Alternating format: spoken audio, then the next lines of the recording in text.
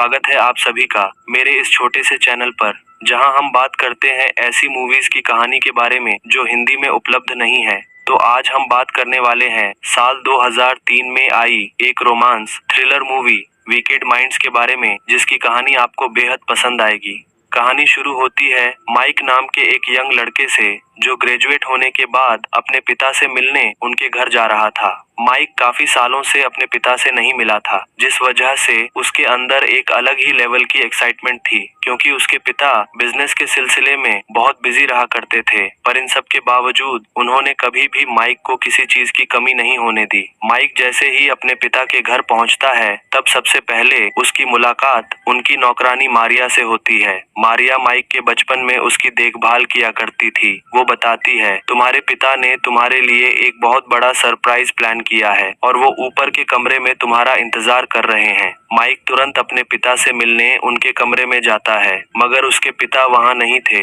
उसे लगता है कि उसके पिता बाथरूम में होंगे, और जैसे ही वो दरवाजा खोलता है, उसकी आंखें खुली की खुली रह जाती हैं। वो देखता है कि वहाँ पर उसकी उम्र की एक लड़की नहा रही है। ठीक उसी वक्त माइक के पिता बाहर से जॉगिंग करके वापस आ जाते हैं, और वो माइक को देखकर बड़े खुश थे। माइक से उसका हालचाल पूछने के बाद वो उसे अपनी नई पत्नी लाना से मिलवाते हैं, यानी कि लाना असल में अब माइक की सौतेली माँ है। माइक अपने पिता से पूछता है कि आपने दूसरी शादी कर ली और मुझे बताया तक नहीं, जिस पर उसके पिता कहते हैं, मैं तुम्हें सरप्राइज देना चाहता था। फिर शाम को माइक के पिता उसे एक नीलामी में लेकर जाते हैं, जहां वो लाना के लिए एक बेहद महंगा हार खरीदते हैं। नीलामी में टहलते हुए लाना जब माइक से उसकी गर्लफ्रेंड के बारे में पूछती है, तो वो कहता है कि मेरी कोई गर्लफ्रेंड नहीं है। तब माइक के अकेलेपन को दूर करने के लिए लाना उसे अपनी एक दोस्त रेचल से मिलवाती है, जिसके बाद लाना अपने पति पॉल के वकील हैरी के साथ कुछ बातें करने लगती है। अपनी पत्नी को हैरी के साथ बातें करते देख पॉल को अंदर ही अंदर जलन होने लगी, क्योंकि उसे डर था कि कहीं लाना उसे छोड़कर किसी और के साथ फरार ना हो जाए। और इसी बात को लेकर वो जब घर लौटते हैं, तो माइक के सामने ही वो लाना के साथ बहस करने लगते हैं। लाना कहती है कि तुम जैसा सोच रहे हो वैसा कुछ भी नहीं है, मैं सिर्फ हैरी से बात कर रही थी। अगले दिन जब लाना गार्डन में पौधों को पानी दे रही थी, तब माइक उसके पास आता है और पिछली रात जो कुछ हुआ उसके बारे में लाना से बात करने की कोशिश करता है। पर लाना कहती है कि यह सब तो होता रहता है, तुम फिक्र मत करो। पॉल माइक को अपनी पसंदीदा कार दिखाता है और साथ ही साथ उस कार को हाथ न लगाने की चेतावनी भी देता है, क्योंकि कोई उसकी कार को टच करे ये उसे जरा भी पसंद नहीं है। पॉल अपने बेटे के साथ समय बिताना चाहता था, लेकिन काम के सिलसिले में वो माइक के लिए समय नहीं निकाल पाता। दूसरी तरफ लाना और माइक घर में अकेले अकेले बोर हो रहे थे, इसलिए दोनों ही कहीं बाहर जाने की योजना बनाते हैं। लाना पॉल की उसी पसंदीदा कार को गैरेज से बाहर निकालती है, जिसे छूने के लिए पॉल ने माइक को मना कर रखा था। अब माइक की तो फट जाती है और वो उस कार को चलाने के लिए राजी नहीं होता, मगर फिर भी वो दोनों एक बार में जाते हैं। पर उस दिन बार बंद था, मगर क्योंकि उस बार का मालिक लाना का एक अच्छा दोस्त था, तो उसे बाहर रखे चाबी के बारे में भी पता था। दोनों बार खोलकर अंदर घुस जाते हैं और खूब ड्रिंक करते हैं। साथ ही साथ वो दोनों हंसी मजाक भी करते हैं। अब ऐसा करते करते दोनों एक दूसरे के काफी करीब थे, और किस्से से शुरू हुई कहानी बाहर के टेबल के ऊपर इंटीमेट होने के बाद खत्म होती है। फिर जब दोनों घर आते हैं, तो पॉल पहले से ही घर में मौजूद था। अब रात में पॉल उसकी कार ले जाने के लिए लाना को खूब डांटता है, और ये सब माइक अपने कमरे से सुन रहा था। अगली सुबह जब लाना नाश्ता कर रही थी, तब माइक उसकी कलाई पर चोट के निशान देखता है। उसे लग रहा था कि जरूर उसके पिता ने उनकी कार ले जाने के लिए लाना को मारा होगा, पर पॉल उस वक्त एकदम ठीक ठाक बर्ताव कर रहा था, जैसे कुछ हुआ ही नहीं। उस दिन पॉल अपनी नौकरानी मारिया के जन्मदिन के तौर पर उसे स्पा के टिकट देते हुए एक हफ्ते की छुट्टी दे देता है। फिर नाश्ता करने के बाद दोनों बाप बेटे बास्केटबॉल खेलने लग जाते हैं। माइक जैसे ही गोल करने के लिए उछलता है, उसी वक्त उसके पिता उसके पेट में जोरदार मुक्का मारते हैं और कहते हैं कि आइंदा मेरी गाड़ी को हाथ मत लगाना। अब पॉल के इस बर्ताव को समझना माइक के बस के बाहर था, क्योंकि कभी वो अच्छे से पेश आते थे तो कभी बहुत ही बुरी तरह। रात को माइक लाना को अपने पिता के इस बर्ताव के बारे में बताता है। वो कहता है कि मेरे पिता के इसी बर्ताव के चलते मेरी माँ ने उनसे डिवोर्स ले लिया था, और अभी भी उनमें जरा भी बदलाव नहीं आया है। पर लाना उस दिन बार में जो हुआ उसी बात को लेकर शर्मिंदगी महसूस कर रही थी। वो कहती है, उस दिन हमारे बीच जो हुआ उसे हमें भूलना होगा, पर माइक इस खेल को आगे बढ़ाना चाहता था तो वो लाना को किस करते हुए एक बार फिर लाना के साथ इंटीमेट होना शुरू कर देता है, जिसके बाद लाना फ्रेश होने बाथरूम में चली जाती है। लेकिन उसी वक्त पॉल लाना को ढूंढते हुए माइक के कमरे में आता है, पर पॉल के उसे देखने से पहले लाना बाथरूम में छुप चुकी थी। लाना को वहां न देखकर पॉल वहां से चला जाता है। फिर जैसे ही लाना बाथरूम से निकलने वाली थी, ठीक उसी वक्त पॉल फिर से कमरे में आ जाता है और उसने सुबह बास्केटबॉल वाली बात के लिए माइक से माफी मांगी और माफी मांगने के बाद पॉल फिर वहां से चला जाता है। पर माइक को शक था कि उसके पिता दरवाजे के बाहर ही खड़े हैं, तो वो दरवाजा खोलकर उसकी पुष्टि करता है। अब रास्ता पूरी तरह से खाली देखकर लाना चुपचाप वहां से निकल जाती है। लाना के जाने के बाद माइक के सांस में सांस आई, क्योंकि उसका भांडा फूटते फूटते रह गया था। अब लाना और माइक जब भी घर में अकेले होते तब वो एक नया राउंड जरूर लगाते। एक दिन लाना माइक को अपने पिता के बारे में बताती है। वो बताती है कि उसके पिता बचपन में उसे अब्यूज किया करते थे। वो इतने ज्यादा हरामी थे कि उसने लाना की छोटी बहन को भी नहीं छोड़ा, जो कि महेश 13 साल की थी। उसके पिता को मगरमच्छ का शिकार करने का बड़ा शौक था और वो अक्सर झील के किनारे मगरमच्छ का शिकार करने के लिए जाते थे। एक दिन उसने अपने पिता के पानी में नींद की दवाई मिला दी और उसे पीने के बाद वो बोट पर ही सो गए। उसी दौरान उनका संतुलन बिगड़ा और मगरमच्छ ने उन्हें झील में गायब कर दिया और फिर पुलिस के ढूंढने पर भी उनकी लाश नहीं मिली। अब उसी रात रेचल माइक के घर पर डिनर के लिए आती है। ये वही लड़की रेचल है जिसकी लाना ने नीलामी के समय माइक से जान पहचान कराई थी। अब रेचल और माइक एक दूसरे को डेट कर रहे हैं तो लाना को काफी जलन हो रही थी। रेचल जर्नलिज्म की तैयारी कर रही थी और दूसरी तरफ माइक एक आर्किटेक्ट बनने की। माइक के पिता कहते हैं कि आर्किटेक्ट बनकर तुम कुछ नहीं कर पाओगे, तुम ये छोटा मोटा काम करना बंद करो और मेरे साथ चलकर हमारा बिजनेस संभालो, ताकि जब तक तुम मेरी उम्र के होगे तब तक तुम्हारे पास पैसों की कमी नहीं होगी। अब रेचल के सामने बेइज्जती की वजह से माइक को अपने पिता के ऊपर बहुत गुस्सा आता है, मगर उस वक्त वो किसी तरह अपने आप को संभालता है। फिर कुछ देर बाद पॉल और लाना दोनों को अकेला छोड़कर बाहर घूमने चले जाते हैं। अगले दिन लाना माइक से पिछली रात के बारे में पूछती है।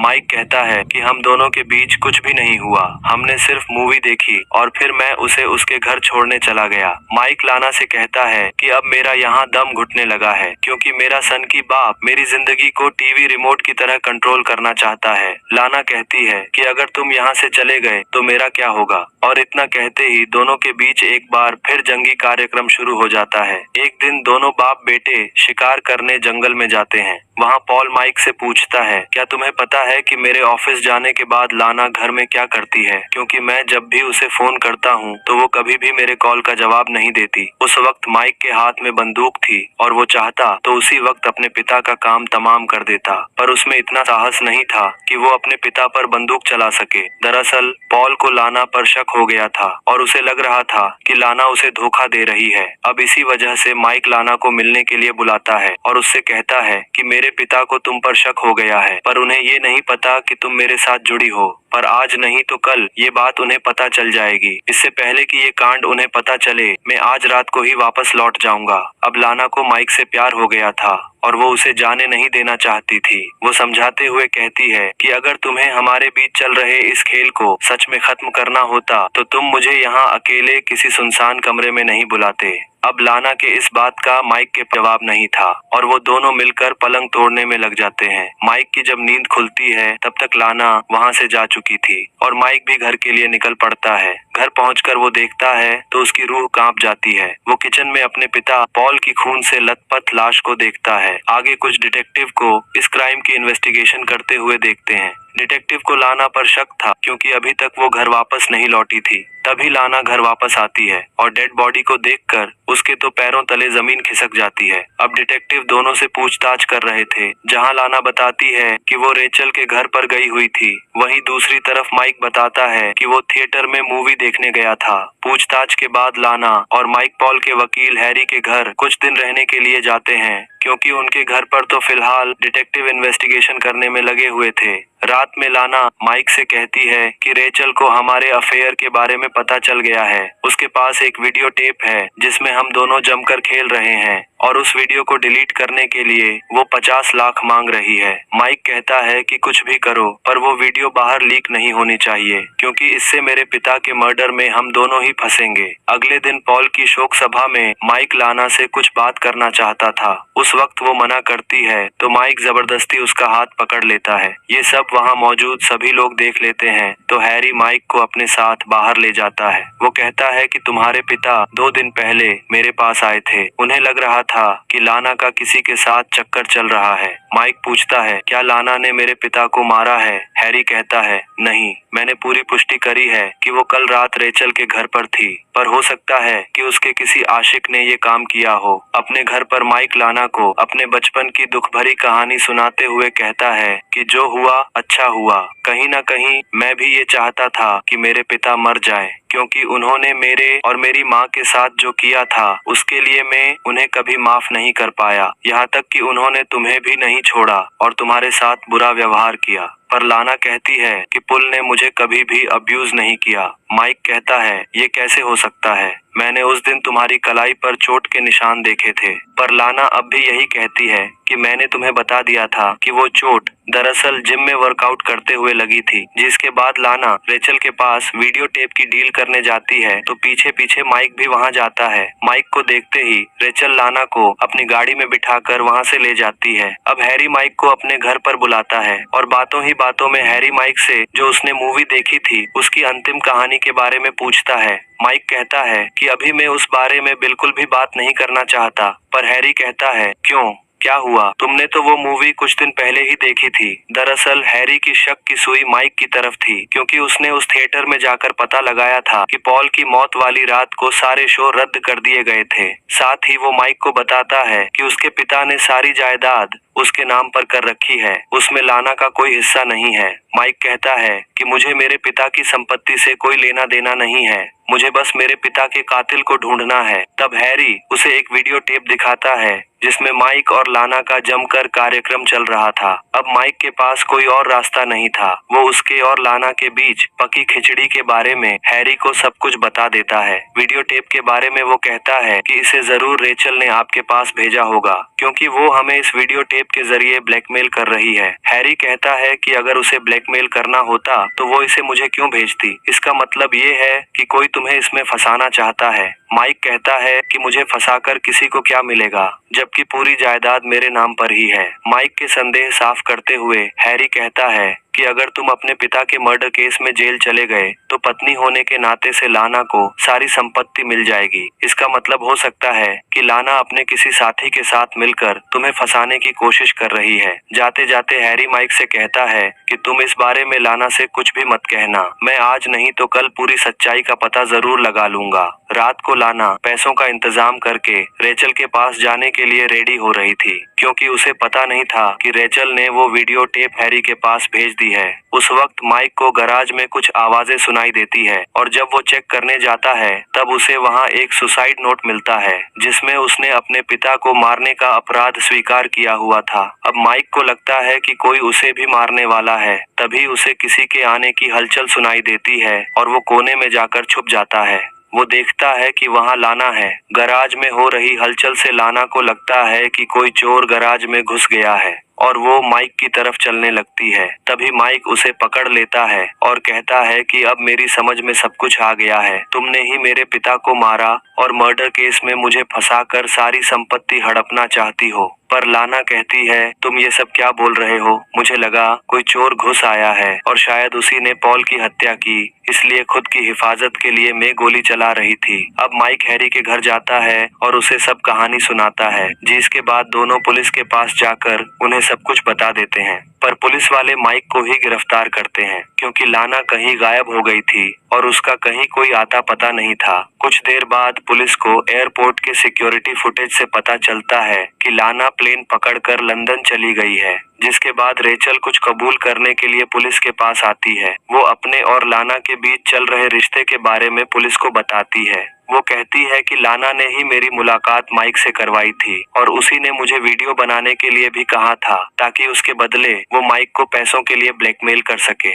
एक रात वो मेरे घर पर आई और उसके हाथों में खून लगा हुआ था। उसने मुझसे कहा कि मैंने पॉल को मार डाला है और अब मैं माइक को भी मार दूंगी और इससे ऐसा लगेगा कि जैसे माइक ने अपने पिता को मारने के अपराध में खुदकुशी कर ली। फिर सब कुछ निपटने के बाद हम दोनों कहीं दूर निकल जाएंगे। रेचल कहती है कि लाना ने मुझसे कहा था कि वो माइक और पॉल दोनों से बहुत प्यार करती है, लेकिन फिर भी उसने उन दोनों को मारने के बारे में सोचा तो क्या गारंटी है कि वो मुझे नहीं मारेगी। इसलिए मैंने यहाँ आकर लाना के बारे में आपको सब सच बता दिया। रेचल के इस कबूली के बाद माइक को रिहा कर दिया जाता है। हैरी माइक को बताता है कि तुम्हारे पिता को जहर देकर मारा था और मरने के बाद ही उन पर किसी हथियार से वार किया गया था ताकि पुलिस को लगे कि ये काम किसी हट्टे कट्टे आदमी का है। अब पुलिस लाना की तलाश में थी और माइक अपने पिता की याद में। तभी कुछ फोटोज को जलाते वक्त माइक के हाथ वो हथियार लग जाता है जिससे उसके पिता को मारा गया था। तभी पीछे से अचानक रेचल प्रकट होती है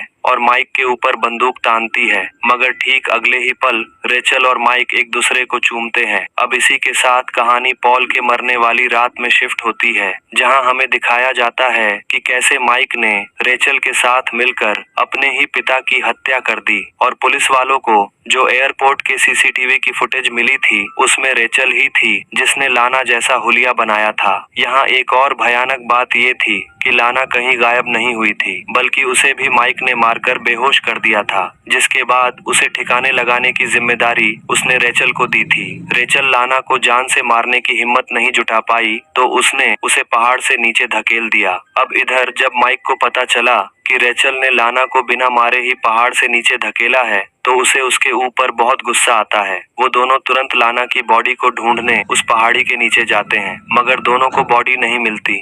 उन्हें लाना का हार मिलता है, जिसे देखकर रेचल को यकीन हो जाता है कि लाना की बॉडी झील की गहराई में कहीं गायब हो गई है।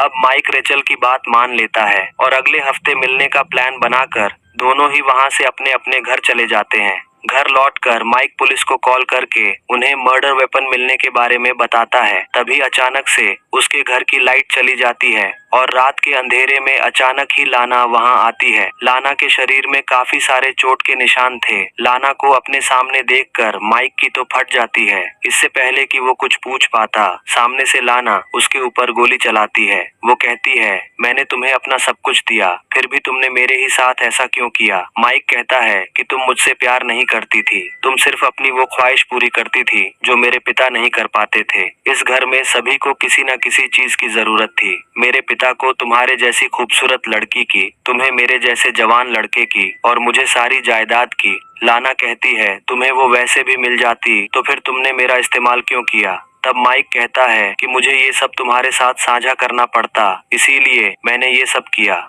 इस पाप का भागीदार किसी न किसी को तो बनना ही पड़ता, इसीलिए मैंने तुम्हें चुना।